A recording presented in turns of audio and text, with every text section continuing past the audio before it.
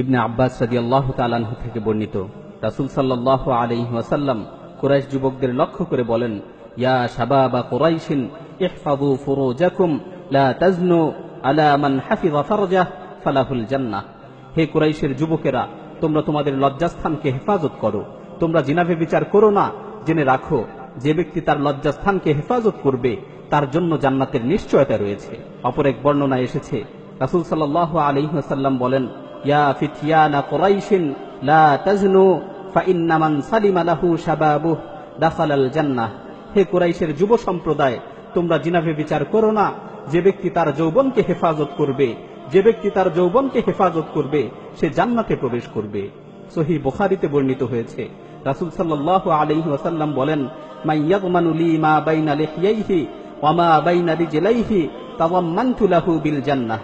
যে ব্যক্তি আমাকে দুই চোয়ালের মাঝে অবস্থিত জিহ্বা ও দুই উরুর মাঝে অবস্থিত লজ্জাস্থানকে হেফাজতের নিশ্চয়তা দিবে, আমি তাকে জান্নাতে প্রবেশের নিশ্চয়তা দিব। উবাদা বিন সামিত রাদিয়াল্লাহু তাআলা আনহু বর্ণনা করেন, রাসূল সাল্লাল্লাহু আলাইহি ওয়াসাল্লাম বলেছেন, ইযমানু লি সিত্তাম মিন আনফুসিকুম আযমানু লাকুমুল জান্নাহ, উসদুকু ইযা হাদ্দাসতুম ওয়া আউফু ইযা ওয়া'আদতুম ওয়া আদ্দু ইযা তুমিনতুম ওয়াহফাযু ফুরুজাকুম ওয়া গুদ্দু আবসারাকুম ওয়া কুফফু আইদিয়াকুম। রাসূল সাল্লাল্লাহু আলাইহি ওয়াসাল্লাম বলেন, তোমরা আমাকে 6টি জিনিসের ব্যাপারে নিশ্চয়তা দাও, আমি তোমাদেরকে জান্নাতে প্রবেশের ব্যাপারে নিশ্চয়তা দিব। সেই 6টি বিষয় হচ্ছে, তোমরা যখন কথা বলো তখন সত্য কথা বলবে, তোমরা যখন কোনো বিষয়ে ওয়াদা করো, তোমরা যখন কোনো বিষয়ে অঙ্গীকারাবদ্ধ হও তখন অঙ্গীকারকে পূর্ণ করবে, তোমাদের কাছে যখন আমানত রাখা হয় তখন আমানতকে ঠিক মতো আদায় করবে, তোমরা তোমাদের লজ্জাস্থানকে হেফাজত করবে, তোমরা তোমাদের দৃষ্টিকে সংযত রাখবে এবং অন্যায় কাজ থেকে তোমাদের হাতকে বিরত রাখবে।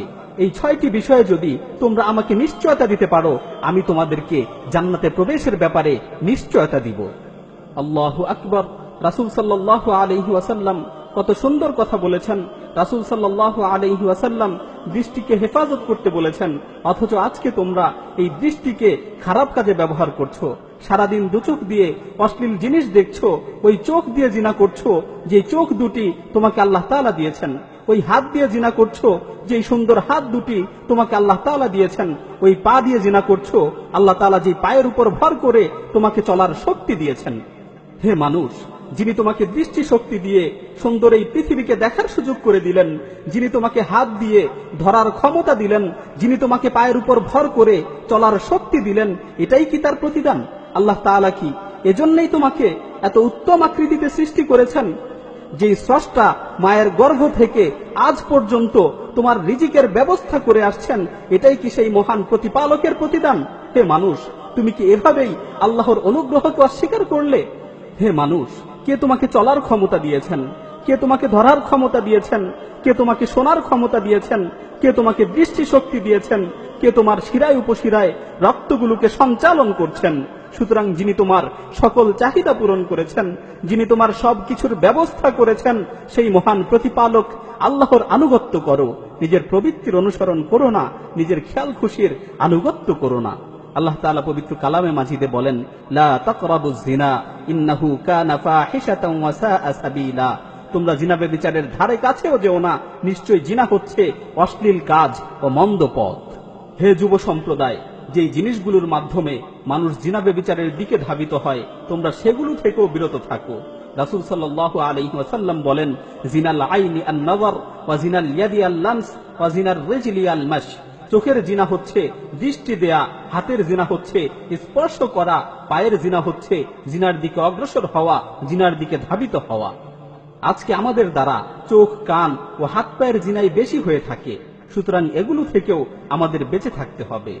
হে আল্লাহ, আমাদের যৌবনকে হেফাজত করার শক্তি দাও, যৌবনের শ্রেষ্ঠ সময়গুলোকে তোমার দ্বীনের পথে ব্যয় করার তৌফিক দাও। হে আল্লাহ, আমাদের হাতগুলো যাতে এমন কাজেই ব্যবহৃত হয় যে কাজগুলোকে তুমি পছন্দ করো।